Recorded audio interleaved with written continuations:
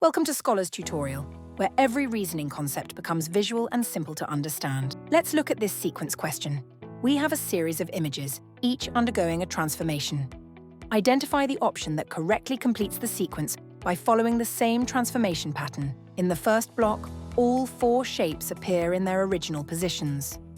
In the second block, the pencil-shaped pentagon rotates 90 degrees clockwise. The octagon alternates between star and no star. The square stays the same in every block. And the rectangle follows a shading-no shading sequence. To find the missing block, we apply the same pattern from the 4th block. Rotate the pencil-shaped pentagon 90 degrees clockwise, switch the octagon's star pattern, keep the square unchanged, and alternate the rectangle's shading. So the correct answer is option E, which matches all transformations perfectly. With Scholar's Tutorial, cracking complex sequences becomes simple. Keep practicing to sharpen your visual reasoning skills.